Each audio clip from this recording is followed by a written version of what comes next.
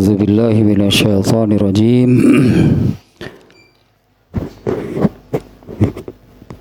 Surat At-Takwir secara garis besar dibagi menjadi dua. Menjadi dua dari ayat 1 sampai 14. Di mana dari ayat pertama sampai ayat 13 yaitu berupa sumpah yang seperti juga di banyak surat yang lain dimulai dengan kata iza. At-Takwir ini ya, iza syamsu kuwirat wa iza nujumun kadarat wa iza. Dari ayat 1 sampai 13 demikian. Semuanya ini dijadikan semacam sumpahnya demi apabila ada 13 hal yang disebut. Dengan 13 hal tersebut Allah mau menyampaikan satu hal, yaitu yang dimuat di ayat ke-14.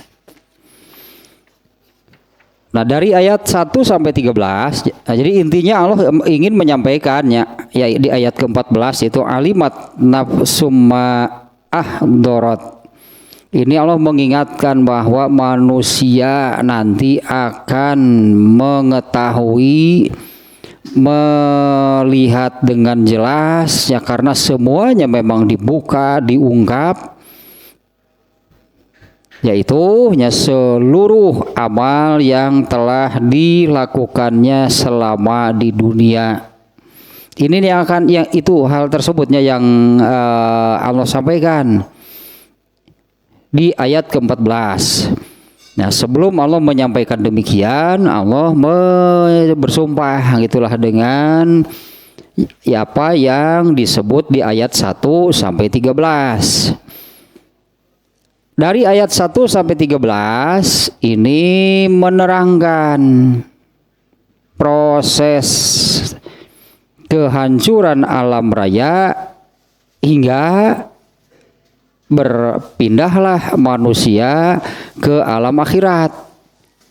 Nah, ayat 1 sampai 13 itu gitu ya, ayat 1 sampai 13 menerangkan proses kehancuran alam raya sampai kepada manusia itu akhirnya akan pindah dan hidup di tempat hidup yang sesungguhnya bagi manusia, yaitu di alam akhirat.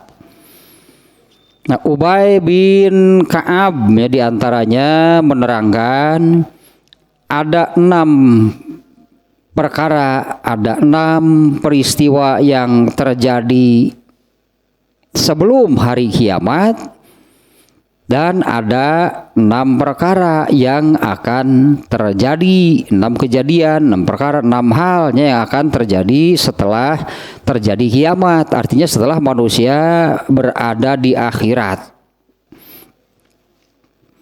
Nah, kemudian Ibnu Abbas juga menerangkan demikian.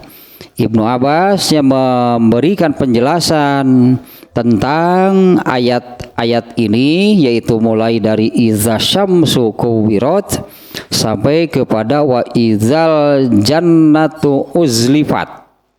Ya, apabila matahari digulung, matahari dipadamkan, sampai kepada ayat apabila surga ditampakkan, surga didekatkan. Nah, mulai dari kejadian matahari hingga surga didekatkan itu ada 12 kejadian, di mana 6 kejadian ketika manusia masih di dunia dan 6 lagi ketika manusia setelah di akhirat. Nah, itu yang kemarinnya ayat 1 sampai 14. Nah, kemudian bagian kedua nih dari surat At-Takwir di kitab ini, surat At-Takwir itu dibagi menjadi 2 bagian, 1 sampai 14, kemudian 15 sampai terakhir sampai ayat 29. Nah, ayat 1 sampai 14 bagian pertama kurang lebihnya ringkasannya demikian barusan. Dari ayat 1 sampai 13 itu menerangkan proses manusia, prosesnya bagi manusia lah gitunya menuju alam akhirat, yaitu dihancurkan dulu alam rayanya, kemudian dimunculkanlah alam akhirat dengan penjelasan sampai kepada surga didekatkan. Nah, dengan peristiwa seperti ini nanti manusia akan mengetahui seluruh amal yang sudah dilakukannya. Nah, sekarang bagian kedua nih dari surat At-Takwir ini dari ayat 15 sampai terakhir yaitu ayat 29 ya. Seluruhnya ada 29 ayat surat At-Takwir. Nah, kalau yang pertama tadi demikian isinya dari 1:13 sumpah semua, sumpah-sumpahnya itu sampai kepada 6 di dunia, 6 di akhirat yang dijadikan sumpahnya. Satu yang disampaikannya yaitu ayat ke-14. Ya, ayat ke-15 sampai ayat terakhir Allah intinya Allah bersumpah juga nih karena mulai dari ayat 15 ini juga ada sumpah yang disebutkan. Ya, bersumpah untuk menjelaskan, untuk menyampaikan tentang benarnya Al-Qur'an. Itulah satunya tentang benarnya Al-Qur'an dan benarnya kenabian. Benarnya Muhammad SAW itu seorang nabi. Nah, garis besarnya di dua nih. Allah ini ingin menekankan, ingin meyakinkan tentang kebenaran Al-Qur'an, dan yang kedua adalah kebenaran Muhammad SAW sebagai nabi. Nah, karena kan dari dulu dari ketika Rasulullah SAW awal menjadi nabi banyak yang tidak percaya. Nah, sampai hari ini kan yang tidak percaya banyak. Jangan dikiranya semua orang percaya Muhammad itu seorang nabi, banyak yang tidak percaya. Dan hal itu terjadi sejak awal Rasulullah SAW menjadi nabi. Ya, sejak awal Rasulullah menjadi nabi banyak yang tidak percaya. Nah, ini di ayat ini ya, di ayat ini, di surat ini Allah ingin menekankan, ingin meyakinkan dua hal nih. Yang pertama tentang kebenaran Al-Qur'an sebagai wahyu dari Allah, sebagai kitab suci dari Allah. Kemudian yang kedua menekankan, meyakinkan tentang kebenaran Muhammad SAW sebagai nabi. Itunya intinya ya dari ayat 1 sampai 1. Bagian kedua dari ayat 15 sampai terakhir ayat 29. Ayat ke-15 sampai 19. 14, 15, 16, 17, 18 sampai 18. Nah, ini dua. Di 4 ayat ini Allah bersumpah, fala uqsimu bil khunnas. Aku bersumpah demi bintang. Al-khunnas itu bintang. At-Thori kemarin juga bintang, kayaknya An-Najm bintang. Bahasa Arab itu kan sinonimnya paling banyak sedunia bahasa Arab sinonim. Kalau masih ingat ada singa dalam bahasa Indonesia sinonimnya apa? Singa saja. Macan sudah beda jenis. Harimau bukan singa. Ada kata lain gitu, singanya sinonimnya gitu, persamaan katanya. Atau meja, kata lain dari meja apa? Nggak ada. Kalau dalam bahasa Arab asadun, singa itu asadun, sinonimnya 300. Itu bahasa Arab. Ini An-Najm, Al-Khunnas, At-Thori bintang. Ini fala uqsimu bil khunnas. Khunnas itu bintang. Ya gitu bahasa Arab ada. Fala uqsimu bil khunnas, paling banyaknya sinonimnya untuk satu kata. Kemudian ada juga kalau satu kata memiliki beberapa arti. Kalau sinonim kata yang berbeda dengan arti yang sama gitu kan, istilahnya sebutan sinonim itu dua kata yang berbeda untuk arti yang sama. Kalau satu kata memiliki lebih dari satu makna. Bahasa Arab juga paling banyak. Ada satu kata yang itulah hampir puluhan satu kata itu seperti koma berdiri, kan kita mengenal koma berdiri. Kalau kita buka kamus arti koma puluhan, nah mau arti koma itu diantaranya kata koma misalnya apabila bersambungnya dengan kata apa maknanya ini, apabila bersambung dengan kata yang lain maknanya jadi beda lagi. Tadi itu liar bahasa Arab apa kosakatanya luar biasa, kosakatanya pun gitu, sinonimnya, akronimnya, terus apalagi yang istilahnya yang satu kata memiliki makna yang lebih dari satu itu bukan dua atau tiga, bahasa Arab puluhan, bisa jadi puluhan, bisa ratusan.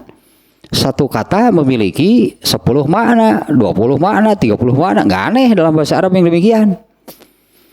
Nah, fala uqsimu bil khunnas.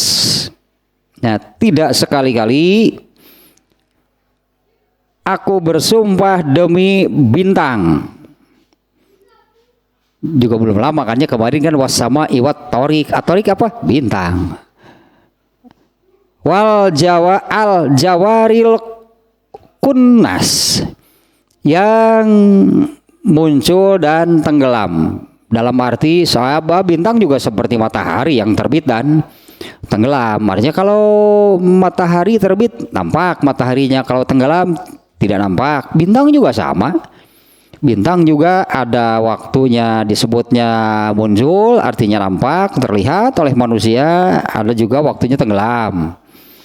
Walaili iza as'as, dan malam apabila habis, di mana waktu saat habisnya malam itu kan, itu waktunya fajar menyingsing. Bahasa orang nama jadi menyingsingnya fajar. Udah ya fajar menyingsing teh artinya habis malam ya masuk siang gitu intinya. Dan malam apabila selesai atau habis waktu malam, wasubhi iza tanafas, dan demi subuh aku bersumpah demi subuh apabila sudah tiba waktunya, yaitu bersambung dengan apabila malam habis maka ya bersambunglah dengan datangnya waktu subuh. Nah, ya sumpahnya ada 4 di sini ya. 1 demi bintang. Sumpahnya ada 3 yang dijadikan sumpahnya itu. 1 bintang, ayat ke-15, ayat ke-16-nya itu yang menerangkan bintang yang sifatnya bintang seperti ini, kadang muncul, kadang tenggelam, kadang nampak, kadang hilang.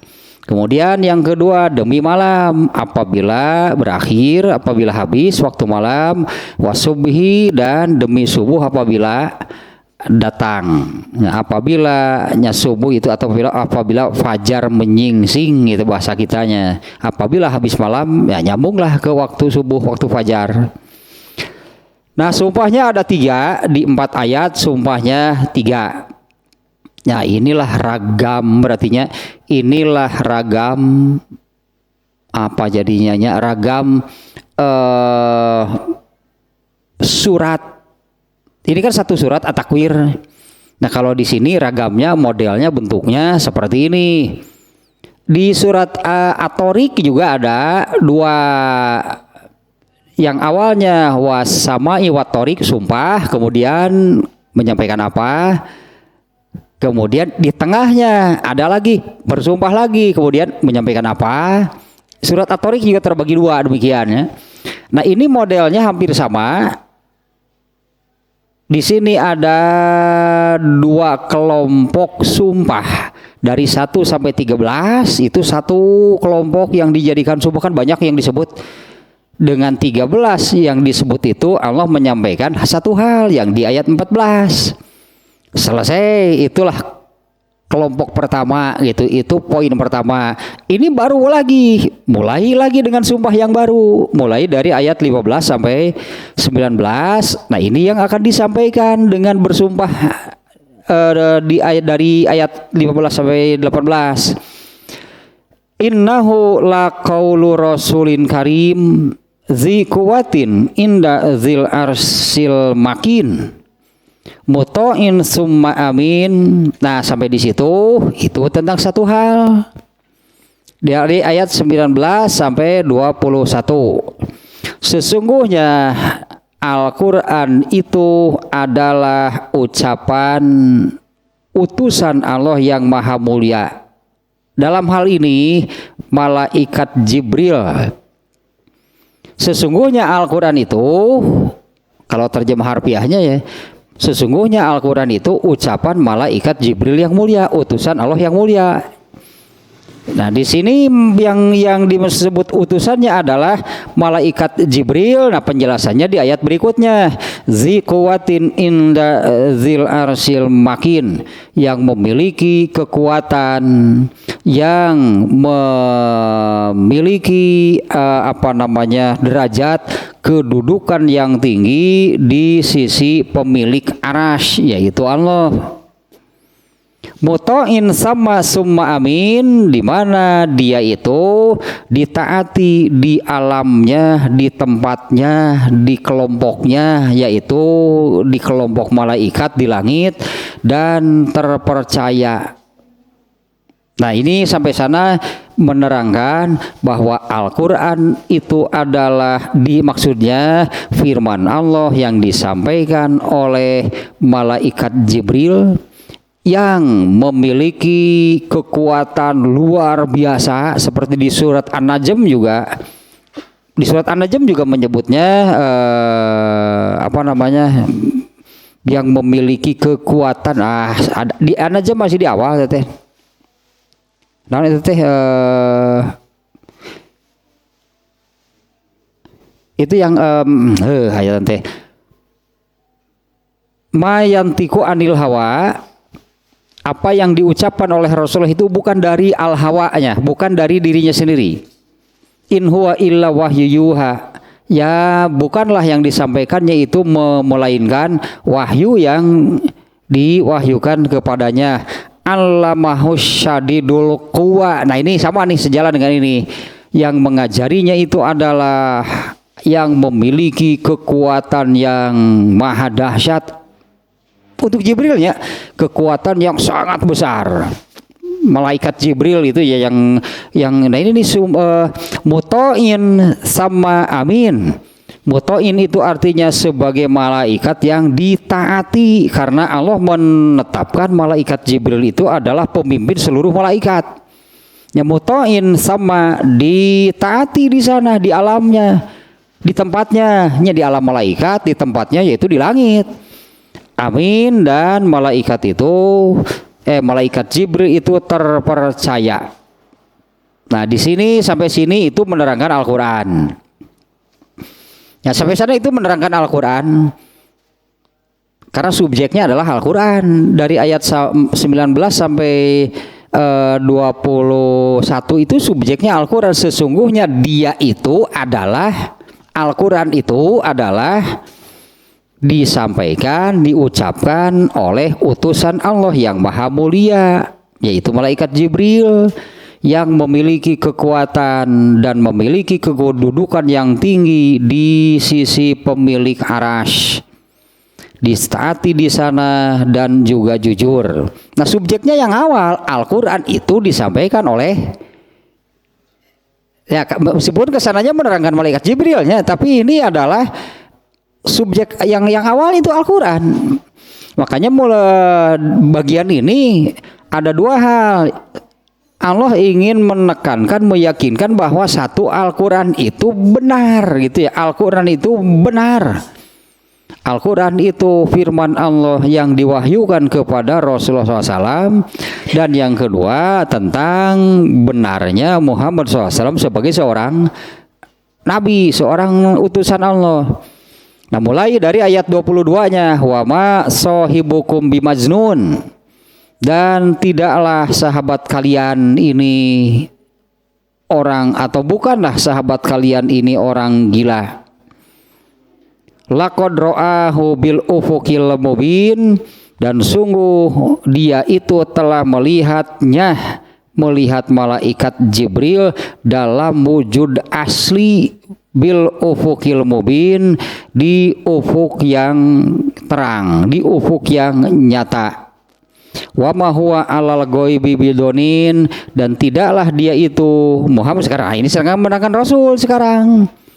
Mulai dari ini, wa ma sahibukum bimajnun, dan bukanlah sahabat kalian bukanlah sahabat kalian ini orang gila. Ini yang dimaksud Rasulullah nih. Ya, bukanlah sahabat kalian ini orang gila. Sungguh dia itu benar gitu ya, telah melihat malaikat Jibril dalam wujud aslinya di ufuk yang terang, di ufuk yang nyata. Wa ma huwa alal ghaibi bidonin, dan tidaklah dia itu pelit, bakhil untuk menerangkan perkara-perkara gaib. Jadi Rasulullah itu tidaknya ditegaskannya oleh Allah di sini. Rasulullah tidak akan pelit, tidak akan bakhil, muncul orang ngomong di empet-empet. Nerangkan besok Rasulullah mah pasti sampai benar-benar tuntas.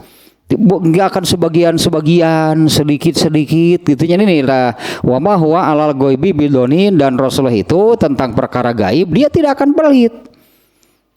Tidak akan bakhil untuk menyampaikan, menerangkan perkara-perkara yang gaib, bahkan seluruhnya ya.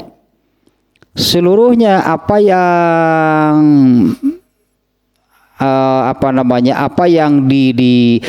yang diajarkan gitu oleh Allah kepada Rasulullah itu ya disampaikanlah kepada umatnya. Apa yang Rasulullah tidak tahu ya tetaplah beliau tidak tahu. Misalnya kalau wujud Allah seperti apa, Allah itu gaib, wujudnya seperti apa, Rasulullah belum melihat. Tapi apa yang disampaikan oleh Allah tentang perkara gaib, itulah misalnya tentang alam kubur, tentang surga, tentang neraka, kan semuanya disampaikan oleh Rasulullah, tidak ada yang disembunyikan. Tidak ada yang disembunyikan, tidak ada yang cukup bahasa Sunda di empet-empet atau menerangkan di saeutik-saeutik. Nah, Rasulullah itu tidak demikian. Rasulullah akan menyampaikan seluruh apa yang diwahyukannya. Ya, dengan penjelasan seperti ini ya Bapak, ini di ayatnya wa ma huwa alal ghaibi bidonin, dan tidaklah dia itu tentang perkara gaib orang yang bakhil, orang yang orang yang koret bahasa Sunda nama.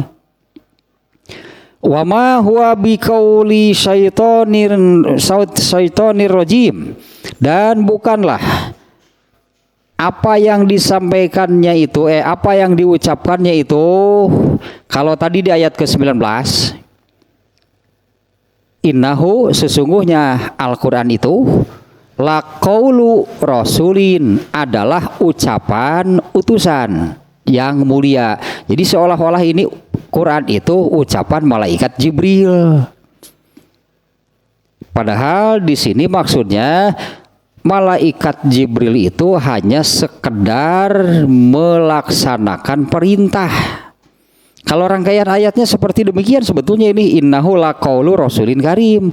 Sesungguhnya Al-Quran itu adalah perkataan atau ucapan utusan yang mulia. Nah di sini wa ma huwa biqauli syaitonin, dan bukanlah dia itu ucapan setan yang terkutuk. Nah maksudnya sama dengan yang ayat ke-19.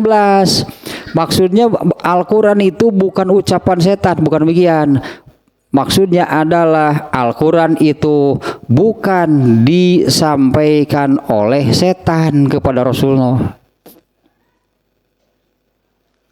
Seperti di ayat ke-19 itunya, karena kalau ayat ke-19 tadi sesungguhnya dia itu ucapan utusan Allah yang mulia. Jadi ini ucapan Allah, ucapan utusan Allah. Nah, maka di sini yang dimaksud ayat 19 itu Al-Qur'an itu firman Allah yang disampaikan oleh utusannya yang mulia, yaitu malaikat Jibril. Nah, yang ini wa ma huwa biqauli syaitonir rajim. Bukanlah Al-Qur'an itu ucapan setan yang terkutuk. Nah, nanti ini ada penjelasannya di surat Asy-Syu'ara ayat 210 sampai 212. Ya, yang menerangkan bahwa Al-Qur'an itu bukan disampaikan oleh setan. Karena setan itu tidak akan kuat untuk jujur. Tadi dia menyebut-nyebut kata amin tadi ayat keberapa? Ayat ke-21. Al-Qur'an itu disampaikan oleh malaikat Jibril, yaitu malaikat Jibril itu yang memiliki kekuatan dan kedudukan yang tinggi, derajat yang tinggi di sisi pemilik arasy, yaitu Allah. Muta'un sama di sana, di alamnya, di tempatnya malaikat Jibril itu adalah yang ditaati. Amin. Nah, ini yang jujur. Tah setan mah moal kuat ieuna tah kalau setan yang kalau setan yang menyampaikan ayat-ayat Al-Qur'an kepada Rasulullah pasti banyak yang hilang. Pasti banyak yang hilang, mungkin juga ada yang ditambah, ya dipelintir, direkayasa. Jadi kalau setan itu diperintah oleh Allah, misalnya oleh Allah diperintah, dibekalkanlah kepada setan, sampaikan kepada Rasulullah nih 5 ayat. Nu nepi sabaraha berarti. Buat dibikin pisan. Buat dibikin pisan ku setan beureun malah dijadikan senjata untuk mencelakakan manusia. Tanya yang muta'un sama amin moal kuat eta setan mah tah nu moal kuat eta tah kudu jujur. Harus jujurnya apa yang Allah perintahkan, ya gitulah. Kalau misalnya Allah memerintahkan satu kesempatan, ini 3 ayat sampaikan kepada Rasulullah, disampaikan. Apalagi kemudian Allah juga kan memberikan penjelasannya, tafsirnya. Jeung kudu cerdas jaba, jeung kudu jujur jadi malaikat teh. Begitu nepi ka Rasulullah, aduh poho deui tadi teh wah Allah teh nerangkeun tadi teh. Teta makanya yang mengajarinya itu zikuwatin inda zil arsyil makin. Nah, kalau setan seperti ini pasti yang tidak akan kuat itu adalah moal kuat jujur. Nah, setan mah karena di dalam diri setan itu kan sudah ada tertanam, sudah bertekad, sudah menetapkan diri akan mencelakakan manusia depan dari dulu. Itu sejak manusia masih 2 orang, masih Nabi Adam dan Hawa. Pada salah begitu ya, waktu Hawa belum adanya, istrinya juga belum ada. Ketika Nabi Adam masih sendirian, belum ada istrinya, Allah memerintahkan malaikat iblis untuk sujud itu kepada Adam. Dia menolak, aba wastakbaro. Kemudian Allah mengutuknya dan mengancamnya untuk masuk neraka. Kemudian iblis mengatakan, biar aku masuk neraka asal beri aku hidup sampai hari kiamat. Iblis itu sudah mengatakan demikian, baik ke neraka asal gitu kan. Aku akan mengambil bagian di ayat nama. Aku akan mengambil bagian dari keturunan Adam untuk menjadi sahabatku, kawanku di neraka. Terus di zaman Rasulullah SAW sebagai nabi, setan kumaha? Anger we gitu. Jadi kalau nih ayat ini wa ma huwa biqauli syaitonir rajim. Jadi yang membawa ayat Al-Qur'an kepada Rasulullah itu bukan setan. Kenapa ada ayat seperti ini? Karena ada tuduhan. Ya, ada tuduhan kepada Rasulullah SAW bahwa beliau itu mendapatkan setan itu mendapatkan ayat-ayat Al-Qur'an itu dari setan, atau yang menyampaikan ayat Quran kepada Rasulullah itu adalah setan. Nah, selain ayat ini juga ada bantahan di surat Asy-Syu'ara ayat 210 sampai 212. Nah, yang dimaksud qaul di sini adalah hanya menyampaikan. Wa ma huwa biqauli syaitonir rajim, bukan Al-Qur'an itu bukanlah ucapan setan yang terkutuk. Maksudnya bukan disampaikan oleh setan yang sudah dilaknat oleh Allah, karena Al-Qur'annya sendiri firman Allah yang menyampaikan kepada Rasulullah-nya bukan setan yang merupakan makhluk Allah yang sudah dikutuk, dilaknat. Tata mau kuat tata harus seperti di atas, harus jujur. Atuh setan dititah jujur, atuh gagal jadi setan di tengah wadul. Dan setan itu kan dari awal tadinya sudah bertekad untuk mencelakakan manusia. Mana iya setan itu mau menyampaikan kalau diperintah oleh Allah disampaikan. Ini berikan ayat kepada Rasulullah. Mana mungkin setan tidak merekayasa, mau melintir, bisa jadi tidak disampaikan oleh setan. Dipicu nih kabeh mun ayat teh api ayat teh weuh setan mun Rasulullah nyakeun teh ayat teh ti Allah itu weuh padahal mesti disimpen udah dipiceun beureun teh karena udah runtah. Nah, sampai di sananya sebetulnya masih ada kaitan, cuma tidak secara langsung. Di ayat 26-nya fa aina tazhabun, hendak kemana kalian hendak pergi. Nah, berdasarkan penjelasan mulai dari ayat ke-15, fa aina tazhabun, ya Allah mempertanyakan kalian mau pergi kemana. Maksudnya pergi kemana itu mau menapaki jalan yang mana? Ya, mau menapaki kalian itu mau menapaki jalan yang mana? Kalian itu mau mengambil, mau menempuh jalan yang mana? In huwa illa zikrul lil alamin. Bukanlah Al-Quran itu kecuali penjelasan, zikrun hanya mengingat, menjelas, lil alamin itu bagi seluruh alam raya. Liman sya'a minkum ayastaqima, bagi orang yang menginginkan hidup lurus. Yastaqima itu istiqomah. Kata kerjanya yastaqimu, istiqomah, yastaqimu itu istiqomahnya. Nah, fa aina tazhabun, hendak kemana kalian semua pergi? Ya, nanti maksudnya jalan mana, cara hidup seperti apa yang akan kalian tempuh. In huwa illa zikrul lil alamin, bukanlah Al-Quran itu melainkan penjelasan, melainkan pengingat bagi seluruh alamin. Nah, anggaplah dua lah yang oleh Quran Majid itu alam manusia dan alam jin. Karena alam binatang ada dibacakan ayat dia paling melohok lah. Boro-boro dibacakan ayat komo buaya mah kudu kumaha ngajar. Nah, eta buaya. Ari singa mah geunya dina sirkus ya mah ningali dina sirkus singa mah bisa keneh diatur, bisa keneh dilatih, sugan bisa jadi duduk atulah. Meskipun harus kerasnya dengan cara keras ngajar singa mah. Ya tapi bisa kan. Pernah melihat di sirkus kan ada dijajarkeun lalu singa itu naik di tempatnya masing-masing itu satu persatu, disuruh berdiri. Buaya coba ajarkeun, diajarkeun naon sih ke buaya? Coba rek ngajar naon ke buaya?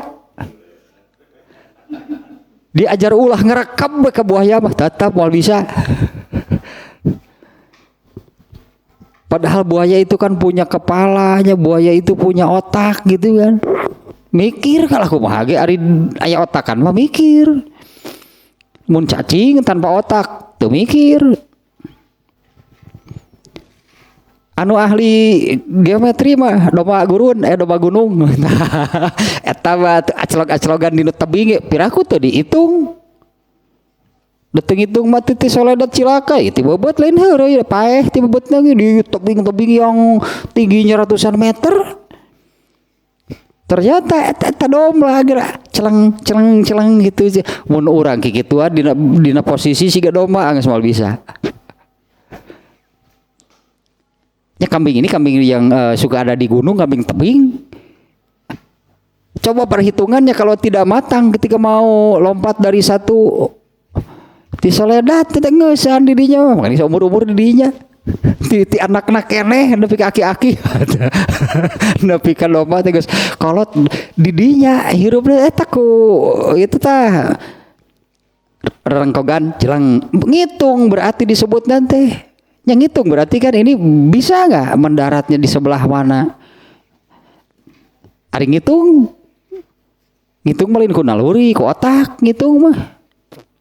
Ya kalau ngitung bukan dengan nalurinya, berhitung mah dengan buaya nu hese mah.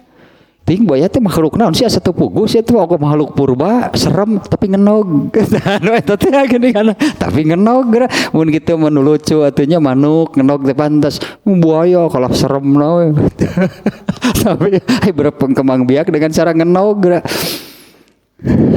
Nog buaya. Ngono untungnya kok Allah teh ditetapkeun nyireungleum siga hayam. Ngenog ya bungkul leos buaya mah kewe ningali deui teh. Kontrol sekali-kali buaya teh. Dan yang menentukan anak buaya mun megar itu jalubikang. Bukan dari bahan keturunan, tergantung suhu eta mah. Ya tergantung suhu di sekitar itunya hingga telur buaya itu menetas, itu yang menentukan jenis kelamin. Nah itu nanti laki-laki jantan atau betina buaya. Kan kalau manusia mah itu sejak dari bahannya. Pertama engke kumaha suhu. Bisa jadi robah asalna hana teuing turunkeun dasar rek jalu. Bisa robah itu tergantung suhu eta mah. Itu yang menentukannya menurut itulah lihat di tayangan tentang fauna, tentang binatang itu buaya binatang purba kan diantara menurut manusia binatang yang sudah berusia jutaan tahun. Buaya mah bisa bertahan tidak mengalami evolusi, bisa hidup gitu. Mungkin binatang yang hidup ratusan ribu tahun itu sudah hilang, sudah kemana, sudah bergantilah dengan binatang yang baru. Ya seperti dulu kan ada dinosaurus, sekarang kan nggak ada. Berarti kan sudah terjadi pergantian. Tah buaya mah sejak mulai bumi diciptakan sampai ayeuna nagen buaya mah kuat. Binatang purba disebut nanti buaya mah. Apa punya keunikan tersendiri lah diantaranya. Eta ting kudu ngajarkeun kumaha nu buaya ngarti tengah teu sareng bingung nyahareupan buaya mah. Ya kudu ngajarkeun naon kan singa, tadinya singa harimau kan bisa dibawa gitu karena sirkus diajarkan apa? Buaya mah. Titah ngelatih buaya mah digaji sabaraha ge mah daek. Teuing ting diajarkeun naon gitulahnya gitu, ngajarkeun hese bisa na cantang tuh ngerekebna pasti. Nu pasti mah ngerekeb ngajar buaya mah yang pasti mah tah kemungkinan celakanya sangat besar. Tengah setengah geus antep lah tong diajaran naon buaya mah. Binatang purba atuh eta mah. Binatang purba. Fa aina tazhabun? Kemana kalian akan pergi? Ya cek Allah ininya rekamarana atuh jelema teh. Ini pertanyaan ngeri itu dari Allah tehnya. Jadi manusia kaliannya di zaman nih fa aina tazhabun, hendak kemana kalian itu pergi? Ini kan ayat Qurannya, artinya kan Allah yang bicara. Jadi Allah yang mempertanyakan bencik urang rekamarana atuh teh jang sik bener atuh bencik urang mah hirup teh tah ya Quran mah kieu ye. In huwa illa zikrul lil alamin. Zikrun itu artinya pengingat, penjelasan. Ya Al-Quran itu mengingatkan, menjelaskan bagi alamin itu dua lah, manusia dan jin. Liman syaa minkum an yastaqima, bagi siapa yang ingin hidup lurus. Ya, bagi siapa yang ingin hidup benar, hidup lurus. Wa ma tasyauna illa ayyasha Allahu rabbul alamin. Nah, ini yang tapi manusia itu ternyata ini yang kalau di dalam apa namanya tentang hidayahnya benar gitu ya, bahwa manusia itu la haula wala quwata illa billah, bahwa manusia itu tidak bisa hidup lurus tanpa bantuan dan pertolongan dari Allah. Liman syaa minkum ayastaqima, bagi siapa yang ada keinginan hidup lurus. Keinginannya itu pada diri manusianya sudah ada bagi siapa yang menginginkan hidup lurus. Tetapi untuk bisa hidup lurus itu wa ma tasyauna, dan tidaklah kalian menghendaki apa yang kalian kehendaki itu illa ayyasha Allahu, kecuali Allah sebetulnya yang berkehendak demikian. Tanya sejalan dengan itu yang la haula wala quwata illa billah, bahwa apabila manusia itu benar-benar hidup lurus, benar-benar hidup di atas petunjuk itu karena dina hidayah manusia, karena hidayatul maunah wa taufik dari Allah, karena bantuan dan taufik dari Allah. Tanpa mendapatkan itu manusia hanya sampai, artinya ya sebutannya ya, tanpa hidayah dan taufik dari Allah disebut nanti hidup lurus bagi manusia itu hanya sebatas keinginan. Ya, hanya sebatas keinginan, artinya benar gitu, pada diri manusianya ada keinginan untuk hidup lurus, untuk hidup benar, tapi itu disebutnya hanya sampai sebatas keinginan. Kalau hal itu tidak dibantu dan dicocokkan oleh Allah dengan hidayah yang diturunkannya, dengan ilmu yang diturunkannya. Jadi ayat terakhir illa ema wa ma tasyauna illa an yasha Allahu rabbul alamin. Jadi manusia itu sebetulnya eta la haula wa quwata illa billah teh, ingin hidup lurus, ingin hidup di jalan yang benar, punya keinginan, jadi hanya sampai kepada hal tersebut, hanya sampai kepada atau sampai bagi manusia itu hanya sebatas keinginan, atau manusia itu hakikatnya hanya bisa sampai ke sana, hanya sampai ingin hidup lurus, ingin hidup benar. Selanjutnya bagaimana? Tamu perlu kepada pertolongan dan taufik dari Allah. Kalau manusia sampai kepada punya keinginan untuk hidup lurus dan benar, bisa atau jelema nepi kadinya mah, tapi apa benar bisa hidup lurus dan benar? Itu harus ada maunah wa taufik dari Allah. Jadi seperti ini artinya, boleh disebut begini ya. Manusia yang ingin lah gitunya, manusia yang ingin hidup lurus, hidup benar, hidup mendapatkan petunjuk, hidup di atas siratal mustaqim itu banyak. Yang ingin itu banyak. Tapi apa semuanya bisa terwujud hidup lurus, hidup benar, hidup di siratal mustaqim? Nah bahkan kan kalau orang Islam itu kan kemarinnya pembahasannya kan ihdinas siratal mustaqim, itu kan ngadoa mah teu eureun ka Allah teh. Ya ihdinas siratal mustaqim itu kan tunjukkanlah kami ke jalan yang lurus. Ihdinas siratal mustaqim, tunjukkanlah kami ke jalan yang lurus. Itu yang diminta oleh orang yang sholat kepada Allah. Tunjukkanlah kami ke jalan yang lurus. Terbukti nggak semuanya orang yang sholat hidup di jalan yang lurus? Ya apa terbukti, apa terwujud gitu semua orang yang membaca ihdinas siratal mustaqim itu kemudian hidupnya lurus enggak?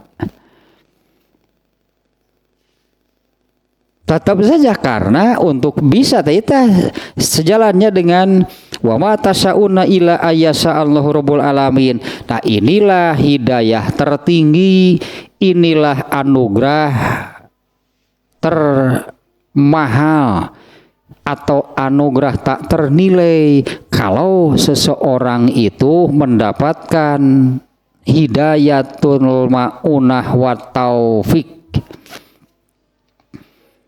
Ya, hidayatul ma'unah wa taufik itu adalah petunjuk dari Allah untuk hidup sesuai dengan ilmu yang Allah turunkan, atau sebutannya hidup di atas sirotol mustaqim, jalan yang lurus, jalan yang menuju keselamatan, jalan yang menuju ke surga. Nah, ini tanpa bantuan dari Allah nggak akan ada yang bisa. Kalau yang ingin banyak, ya kalau yang ingin yang mau itu hidup itu nih yang bener hirup teh mending yang lempeng hirup, banyak yang demikian. Tapi apa bisa benar terwujud hidup di jalan yang lurus, jalan yang benar, jalan yang mengarah menuju kepada keselamatan, jalan yang menuju ke surga. Nah, ini terakhir adalah tanpa bantuan dan taufik dari Allah itu tidak akan bisa. Manusia hanya bisa sampai sebatas punya keinginan. Nah, kalau benar terwujud atau tidaknya, nah itu dari Allah berartinya. Nah, ini nih kembali ke awal dari bagian kedua ini ya. Surat ayat ke-15, saya kira ini sumpahnya sudah sering lahnya sumpah-sumpah menyebut dengan demi bintang yang bintang itu yang seperti inilah bintang karakternya atau sifatnya, kadang nampak, kadang tidak nampak. Demi malam apabila habisnya, apabila berakhir, dan demi ini juga sering. Ya, ini tentang pergantian waktu, perputaran waktu sehingga terjadi siang dan malam. Nah, kemudian Allah menerangkan Al-Quran ini benar-benar wahyu, artinya ya, yang disampaikan atau firman Allah yang disampaikan oleh utusannya, yaitu malaikat Jibril, yang diterangkan seperti tadilahnya malaikat Jibril itu yang memiliki kekuatan dan memiliki kedudukan serta derajat yang tinggi di sisi pemilik aras, di sisi Allah. Nah, ini ada beberapa catatan lahnya yang penting. Kalau yang demikiannya tadi tidak diulang lagi lahnya, demi malam, demi apa, itu sudah terlalu sering lahnya dijadikan sumpah. Nah, di zaman Rasulullah SAW muncul tuduhan yang beragam. Ada yang menyebutkan Al-Quran itu semacam karya sastra, karya seni. Wajar lah karena nilai seni dari Al-Quran itu kan sangat tinggi. Jadi semacam sajak-sajak, semacam pantun-pantun yang beredar yang saat itu sudah banyak ya, karena di Arab itu terkenal budaya pantun. Budaya pantun teh kapangaruhan orang Melayu. Karena di Melayu itu di Sumatera, Malaysia itu pengaruh Timur Tengahnya kental di sana. Berbalas pantun. Di kita sebutnya berbalas pantunnya. Itu pengaruh dari sana, pengaruh dari Arab. Tapi kapasakanana itu pasakan Arab. Banyak apa namanya? Masakan ala Arab gitunya di Melayu. Mulai dari Aceh sampai ke Melayu, mana pika Jambi lah, Jambi Pekanbaru atau Riau. Lampung geus kurang teh pangaruhna. Lampung mah pangaruhna jeung Galun jeung Banten sih eta mah. Jeung Banten jeung Krakatau eta mah. Nah kalau di Bangka, apalagi di Bangka, di Batam, di Pangkal Pinang, Melayunya sangat kental. Itu Melayunya sangat kental, tapi pengaruh Arabnya di antaranya berbalas pantun. Nah di zaman Rasulullah itu ada tuduhan bahwa Quran itu adalah, nah semacam itulahnya, semacam pantun-pantun. Ada juga yang menyebut mantra. Ada yang menyebut pantun, ada yang menyebut mantra. Itu tuduhan-tuduhan yang muncul dari orang-orang kafir Quraisy. Nah kemudian ayat sejalan yang tadi yaitu di surat Asy-Syu'ara ayat 210.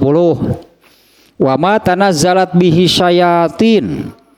Ya, dan tidaklah Al-Quran itu dibawa turun oleh setan-setan. Wa mayan bagilahum wa mayastatiun.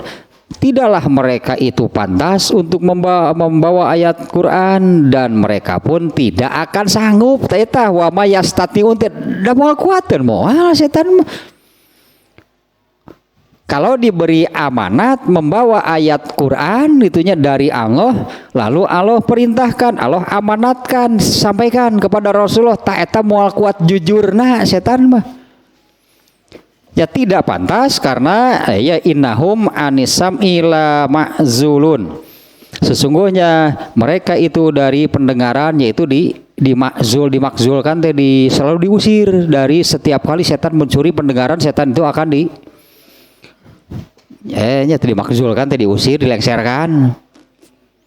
Nah ini bantahan satunya, bantahan bahwa setan itu berupa syair atau pantun sajak. Nah juga ada yang menyebut setan itu sebagai mantra, sebagai jampi-jampi. Nah dibantahlah diantaranya oleh Allah menurut ayat ini. Nah kemudian yang ini nih, yang tadi ini penting nih ya, fa aina tazhabun. Allah mempertanyakan kepada manusia, mau pergi kemana? Ada juga yang mengartikan mau lari kemana. Fa aina tazhabun, kalian itu mau pergi kemana? Mau kabur kemana? Mau lari kemana? Kalau diartikan demikian, artinya kabur atau lari dari azab Allah. Ada kemungkinannya ini ada yang mengartikan di dalam kitab tafsir itu ya, penulis di beberapa kitab tafsir ada yang mengartikan fa aina tazhabun itu mau menempuh jalan yang mana. Fa aina tazhabun, ya kalian itu akan pergi kemana, itu mau menempuh jalan yang mana. Kemudian Allah menerangkan, tah ieu jalan nu bener mah. Al-Quran itu adalah penjelasan tentang bagi seluruh alam, bagi orang yang ingin hidup lurus. Nah kalau diartikan demikian, fa aina tazhabunnya artinya Allah ini itu teh naon sebut teh istifham inkari, tong dijawab. Fa aina tazhabun itu maksudnya Allah menegur bahwa manusia itu sudah salah langkah, sudah salah mengambil jalan. Fa aina tazhabun ka marana teh, tong dijawab li nanyakeun teh. Maksudnya kan memberitahu bahwa itu jalan yang salah. Memberitahunya bukan dengan itu jalan yang salah, bukan demikian. Tapi kalian ini mau kemana? Karena nampak terlihat bahwa manusia itu mengambil jalan yang salah. Atau pertanyaan di sini, Pak aina tazhabun itu kalian itu mau lari kemana, mau kabur kemana? Bisanya memang diartikan demikian. Kalau diartikan demikian, mau lari kemana, mau kabur kemana itu dari azab Allah. Nah kalau diartikan kalian itu mau pergi kemana, yaitu jalan mana yang kalian tempuh yang lebih jelas, dari jalan yang sudah Allah terangkan. Artinya emang ada gitu jalan yang ini nih, Apa ada jalan yang lebih jelas yang oleh manusia itu lebih bisa dipahami bahwa inilah jalan menuju keselamatan? Nah, itu coba jalan yang mana? Apa ada jalan yang demikian? Apa adanya jalan gitunya? Ini maksudnya nih, kalau tadi diartikan kalian itu mau pergi kemana? Allah kan mempertanyakan di sini bukan betul-betul bertanya, tapi maksudnya menggugah, mengingatkan bahwa jalan yang ditempuh itu adalah jalan yang salah.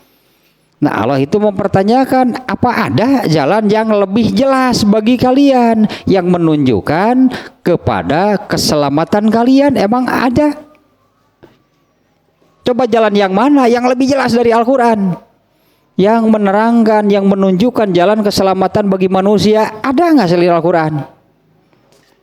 Makanya Allah mempertanyakan rekamarana, artinya mau menempuh jalan yang mana? Apa iya gitu jalan yang kalian tempuh itu lebih jelas? Ini lebih jelas, lebih tegas menerangkan jalan menuju kepada keselamatan. Fa aina tazhabun ayyu tariqin taslukuna abyana min hazihi tariqatil lati qad bayyanat lakum. Allah sudah menerangkan, sudah kurang jelas bagaimana. Allah sudah menurunkan keterangan, penjelasan yang lengkap, jelas, terang lah gitunya. Apa ada yang lebih dari ini? Apa ada yang lebih dari apa yang diterangkan oleh Allah? Allah menerangkan itu sampai, ya Allah menerangkan apa yang Allah terangkan itu sampai nanti di akhirat seperti apa sudah Allah terangkan. Dan semuanya diterangkan secara jelas, secara tegas. Nah, Allah mempertanyakan, kenapa kalian tidak mau menerima? Emang ada? Apa kalian mendapatkan penjelasan yang lebih jelas dari Al-Quran? Fa aina tazhabun, kalian mau menempuh jalan yang mana? Apa ada gitu yang menjelaskan lebihnya? Apa ada penjelasan lebih dari yang diterangkan oleh Allah tentang tadi hidup di jalan yang lurus dan benar? Wa aina tazhabu uqulukum, atau ini Allah juga mempertanyakan, kemana akal kalian sehingga kalian mendustakan Al-Quran? Orang-orang yang mendustakan Al-Quran itu, yaitulah yang disebutnya orang-orang yang tidak berakal. Jadi kemana akal kalian sampai kalian itu berani menolak Al-Quran yang ma'azuhurihi wa wuduhihi? Al-Quran itu amat jelas, amat terang. Wa bayanu kaunihi haqqon min indillahi ta'ala, dan penjelasan bahwa Al-Quran itu dari sisi Allah pun itu sudah amat sangat jelas, amat sangat nyata. Nah, Allah mempertanyakan seolah-olah ini manusia tidak berakal. Kalau menolak Al-Quran itu manusia tidak berakal, itulah Allah menyebutnya. Ya, yang berani menolak Al-Quran itu manusia-manusia yang tidak berakal. Nah, Abu Jahal wae pan menjadi musuh nomor satu, menjadi musuh paling keras. Angar we ari akal nama kan. Menerima, nggak akan ada yang bisa membantah. Makanya Al-Quran itu disebutnya salah satu dari karakter Al-Quran itu adalah mukjizat. Arti mukjizat itu melemahkan. Maksudnya bahwa siapapun yang tidak percaya, yang akan melawan, membantah, menyanggah Al-Quran, moal ayanu kuat, nggak akan ada yang kuat.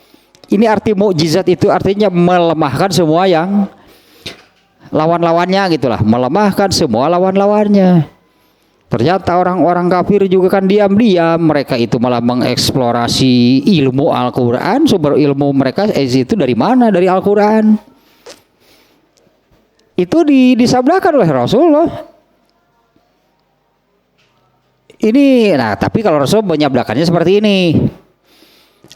Inna akhwafa ma akhafu ala ummati khoslataini.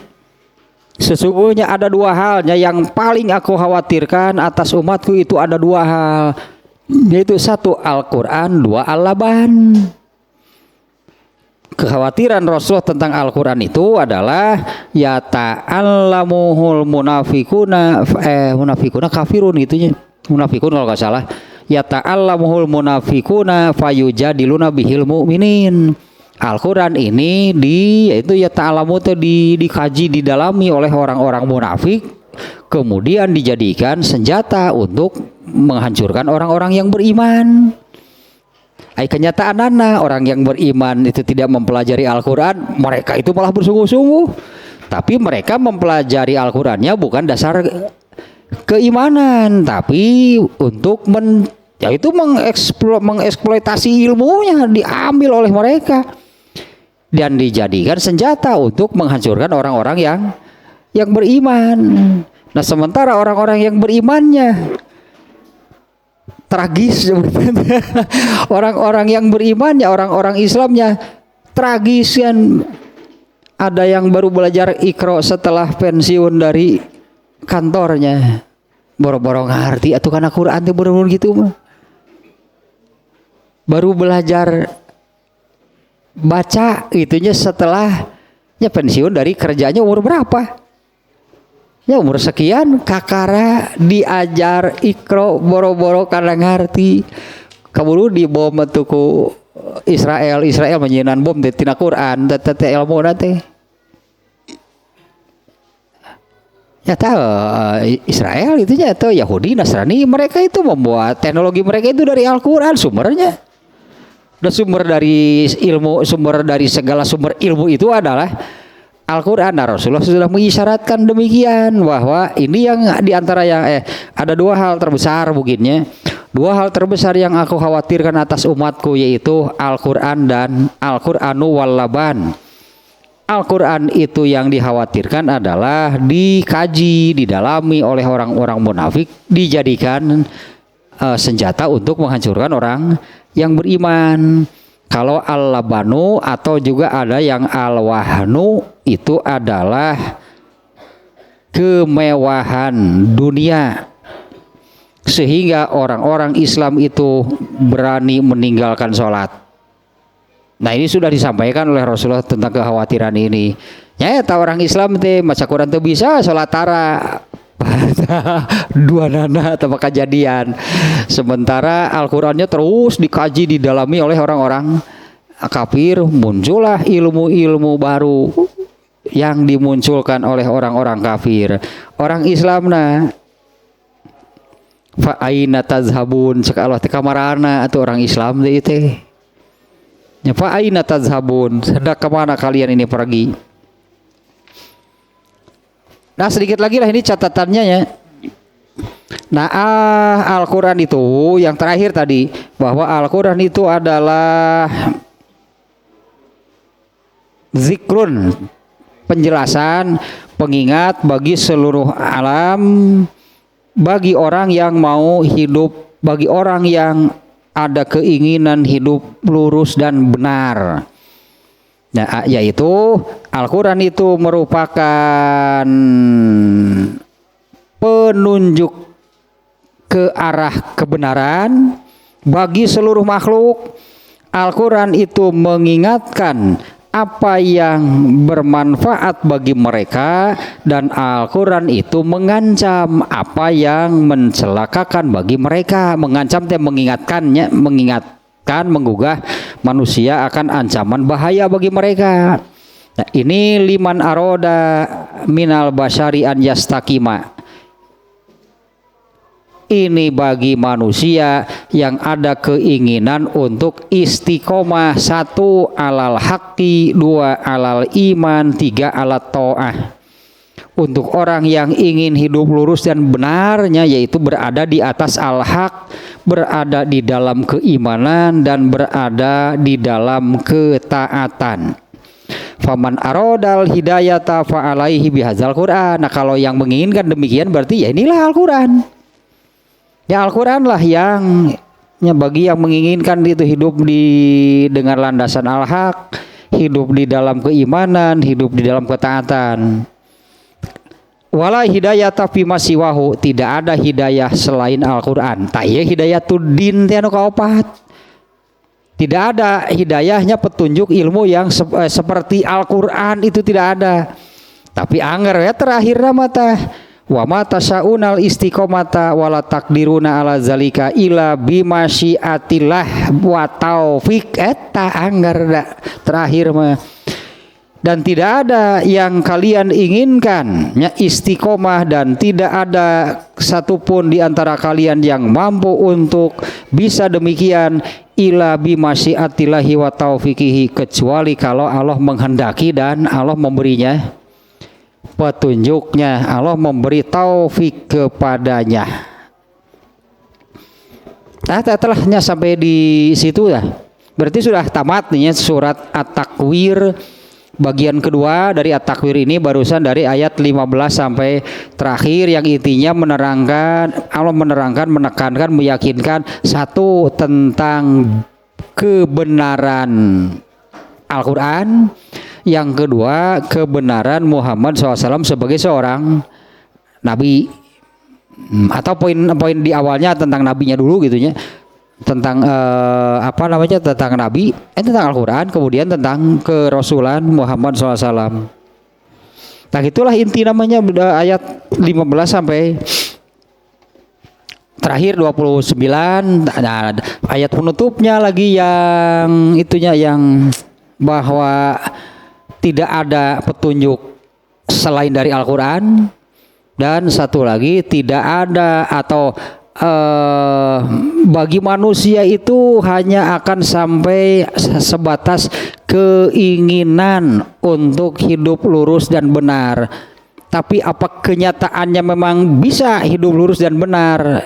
Tidak akan terjadi kecuali karena bantuan dan taufik dari Allah. Artinya itu harus diminta. Itu artinya itu harus ya mintalah kepada Allah. Hidayah terakhir yaitu hidayatul maunah wa taufik.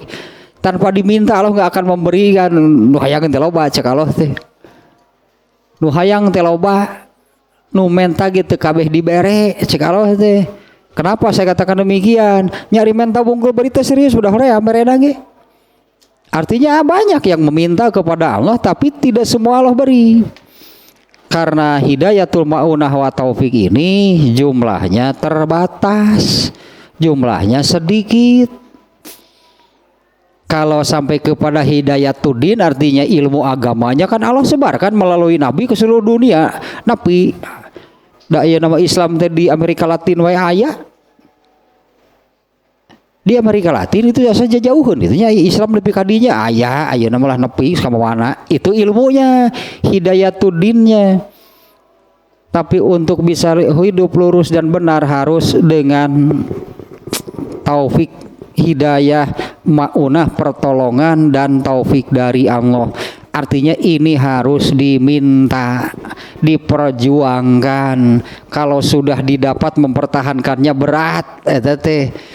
Karena orang yang banyak kehilangan taufik teh ngaco deui we hirup teh banyak yang demikian.